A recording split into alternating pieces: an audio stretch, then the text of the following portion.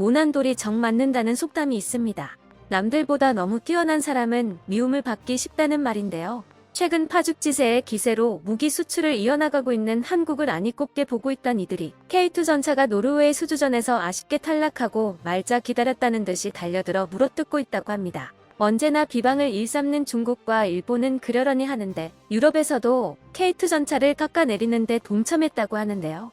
이들은 K2전차의 방호력이 북한이 러시아에서 베껴온 짝퉁 대전차 미사일조차 막을 수 없는 허접한 물건이라 주장하고 있습니다. 심지어 K2전차를 대량으로 도입한 폴란드에서조차 이러한 주장에 동조하는 이들이 있다고 하는데요. 하지만 폴란드 국방부가 바보도 아니고 수조 원이 들어가는 계약을 허술하게 진행했을 리는 없었는데요. K2전차의 방호력 테스트에서 날아든 포탄을 튕겨내는 장면을 공개해 반대론자들의 입을 다물게 만들었다고 합니다.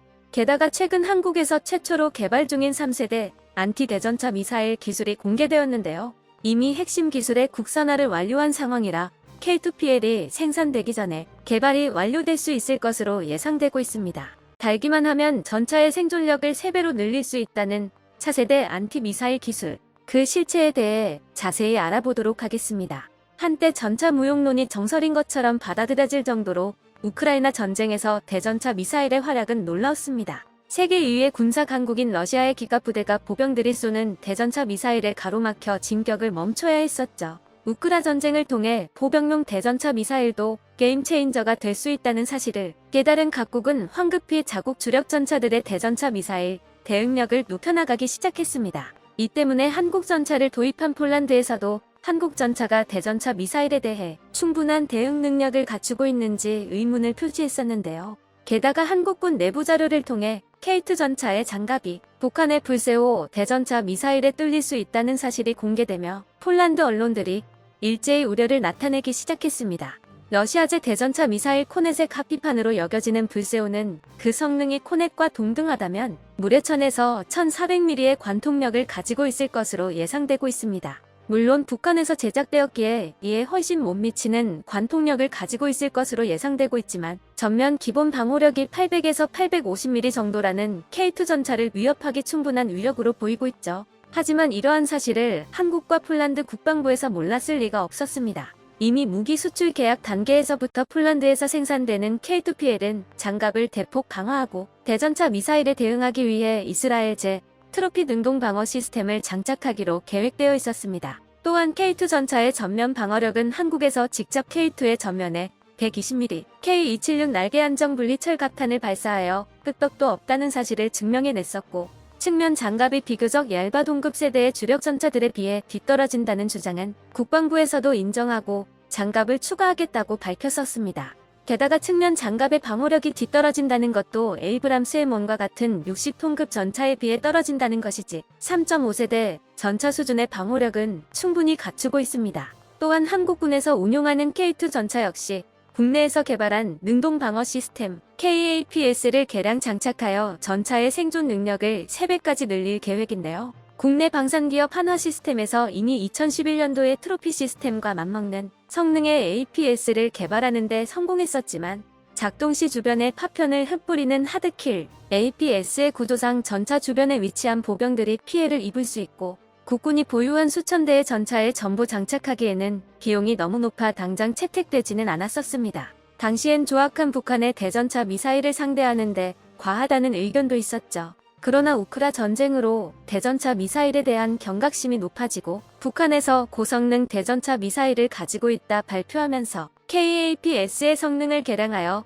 K2 전차에 장착하기로 결정되었는데요. 또한 여기에서 한 차원 더 발전된 3세대 APS를 국내에서 개발하여 전차의 방호력을 높이겠다는 계획이 발표되었습니다. 지난 3일 한화시스템이 국방기술진흥연구소와 손을 잡고 360억 규모의 차세대 보병 전투 차량, 다종 위협체 대응 지능형 능동방어 기술과제 계약을 체결했다고 발표했습니다. 한화시스템은 복합형 능동방어 기술과 지상용 지향성 방해 기술을 개발하여 다중 위협체에 대응 가능한 지능형 APS를 개발할 계획으로 2011년에 개발했던 KAPS를 개량하고 발전시키는 것과 동시에 새로운 APS를 개발할 계획을 공개했습니다.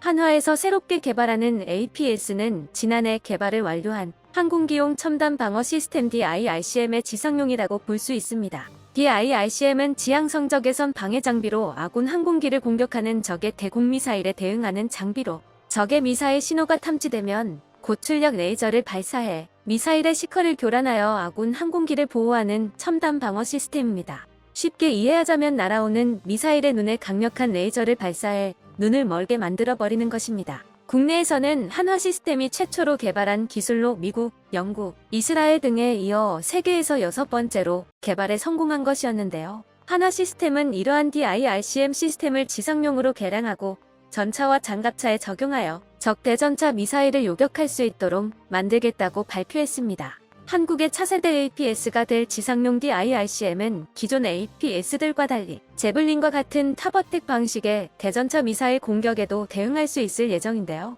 대부분의 APS가 탑어택에 대응하기 어려운 것은 포대에서 요격탄을 발사해야 하기에 각도 조절이 자유롭지 못했기 때문입니다. 하지만 한화 시스템의 APS는 본래 360도 위아래 전방위에 미사일을 요격해야 했던 DIRCM에 기반하였기에 전방위에 대한 대전차 미사일 대응 능력을 갖추어 탑어택 미사일의 완벽한 천적이 될 수 있을 것으로 기대받고 있습니다. 아직 한화의 레이저 APS의 실물이 공개되지는 않았지만 이와 유사한 방식으로 대전차 미사일을 교란시키는 APS를 장착한 전차가 실전에 투입된 적이 있었습니다. 러시아 역시 자체적으로 개발한 전자식 APS 시토라 시스템을 가지고 있었지만 비용 문제로 인해 T-72와 같은 주력 전차에 장착하지 않았었고 덕분에 우크라이나 보병의 대전차 미사일 공격에 무력하게 당해야 했었는데요. 전세가 악화되자 지난해 중반 시토라 시스템을 장착한 러시아의 최신의 전차 T-90M이 전장의 모습을 드러냈었습니다. 시토라 시스템은 날아드는 미사일의 적외선 신호를 방출해 시커를 교란시키는 방식의 APS인데요.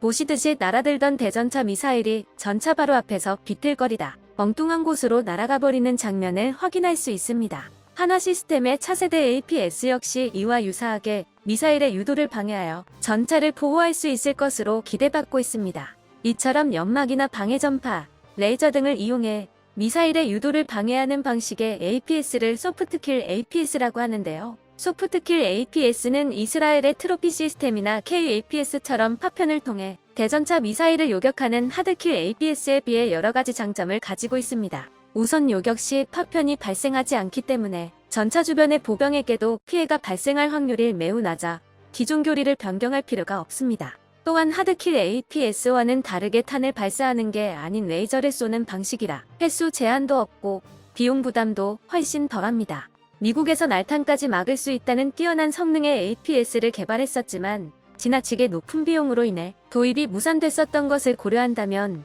비용 문제에서 자유롭다는 것은 강력한 장점입니다. 물론 소프트킬 APS는 교란할 시커가 없는 무유도 로켓에 대응할 수 없다는 한계를 가지고 있는데요. 하지만 우리 군은 단순히 하나의 APS를 다는 것이 아닌 하드킬과 소프트킬 두 방식 모드를 통합한 APS를 적용하여 모든 상황에 대처하는 방어 시스템을 갖추는 것을 목표로 하고 있습니다. 이를 위해 한화 시스템에서는 전장의 정보를 인공지능 AI가 자동으로 분석해 위협체에 적합한 대응 체계를 자동으로 판단하는 기술을 함께 개발할 예정입니다. 즉 공격체의 종류가 대전차 미사일인지 무유도 로켓인지 날탄인지를 자동으로 분석하여 적절한 대응 수단을 고른다는 것이죠.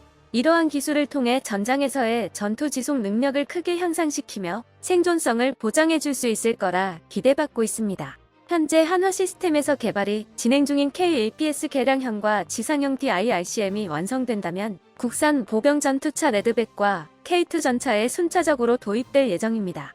APS가 있고 없고의 전차 생존성은 최대 3배까지 차이가 난다고 합니다. 그만큼 현대 기갑 차량에 있어 필수 장비로 여겨지고 있고 우리 전차와 장갑차를 수출할 때도 중요한 세일즈 포인트가 될 것으로 예상되고 있습니다. 차세대 APS뿐만 아니라 한국의 차기 전차를 위한 차세대 반응 장갑도 개발이 진행 중인데요. K3 전차를 위해 개발 중인 전기 반응 장갑은 장갑에 강력한 전류를 흘려서 전자기력을 통해 포탄의 운동 에너지를 빼앗아 속력과 관통력을 떨어뜨리거나 포탄을 증발시키는 방식의 방어 시스템입니다. 기존의 반응 장갑보다 부피가 훨씬 작고 자주 교체할 필요가 없는 차세대 반응 장갑으로 한국 전차의 생존성을 비약적으로 높여줄 것으로 기대받고 있습니다. 성공한 이들에게는 질투하는 이들의 유언비어가 따라붙기 마련입니다. 하지만 거짓말로 음해하려 해도 한 번이라도 한국 무기를 사용해본 이들은 그 성능에 반해 한국 무기의 열렬한 지지자가 되어왔습니다. 한국이 세계 4위 무기 수출국이 될 수 있는 고비를 앞둔 지금 흔들리지 않고 제 길을 걸어갈 수 있도록 국민적인 지지가 뒷받침되어야 할 것입니다. 오늘도 한국 방산의 무궁한 발전을 기원하며 신기술 개발에 여념이 없는 우리 기술진들에게 박수를 보내봅니다. 끝까지 시청해주셔서 감사합니다.